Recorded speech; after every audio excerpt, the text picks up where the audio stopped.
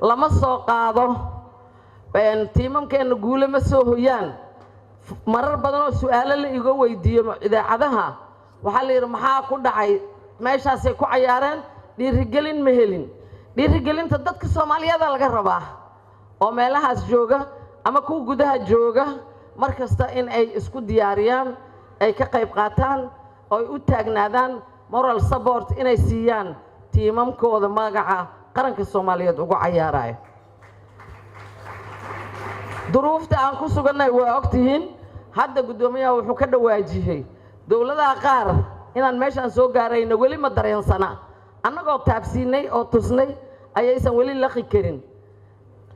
marka waan ku wadaynaa waa soo gaarnay alxamdulillah waana sii gaari doonaa haddii nafta la qabo ciyaartooydan waxay u soo gudbeen ciyaarihii kale bisha August ayayna isla dalkii hadda Tanzania ay la ciyaari doonaan muddada ka soo horeysa waa muddo 3 bilood ah ciyaartooyda xabis kuma jirto waa xor magaalada afarteeda koona qoysaskeeda degan yihiin ilmahani iskuulaadka sidoo hadda ku sheega fasax laga qaaday qaarkood waalidkood baa damaanad laga qaaday waalidka laftirkiisa cunugaaga damaanada laga qaaday ayaga la weydiiyo fadhiya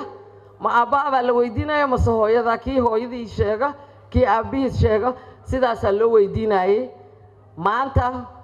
waxa jooga ku ciyaartooydii ugu fiicneed oo ay ayaga waqireen in waalidkood ay dhaheen cunugaygu ma baxaayo markii guushaas timidna ilaa ay hadda annagaba aan la barooranayno inuu noqdo ciyaartooygii ugu fiicnaa haddana haray iyada laftirkeeda dareen gaaray noo lahayd kuwa hadda tagay laftirkooda waalidkood damaanada looga waday isma lahayn ma cunug 15 jir guul qarankan u soo hoynaay iyo cunugiyo la celin waayo oo dareen gaar u leh rabitaanka kubadda cagta ayaa isku darsantay bal waa kaasee wada iyadoo la leeyahay ayaana la waday ogaada duruuf adag oo ayaga iyo waalidkood ay wax ku soo bartaan ayay ku jireen nolosha tii ugu adkayd ayaa qoysaska qaar haysata qaarkood dhalinyaradan waxay ku nool yihiin barakacayaal bushashka magaalada Muqdisho haddaad ogtihiin dadka Soomaaliyeed iyo haddaydan ogeynba waxay u mataleen magaca Soomaaliyeed ma mudna inaad tiraahdid maxaa meeshaas u joogaan ma mudna inaad tiraahdid maxay masaas loo yeelay lama yeelin koraa loo socdaa ilaahay baana na kalkaalaya waan awoodnaa inaan samaysano ee dhiirigelintiina dhinaca toosan ku dara horumarka isboortiga ku dara horumarka dhalinyarada wasaaradda dhalinyarada isboortiga waa ka go'an tahay waayo waxa aan ku shaqeynaa aragtida madaxweynaha jamhuuriyadda federaalka Soomaaliya mudane Maxamed Cabdullaahi Farmaajo oo ah horumarinta dhalinyarada iyo horumarinta isboortiga maalintan xilka qabanayay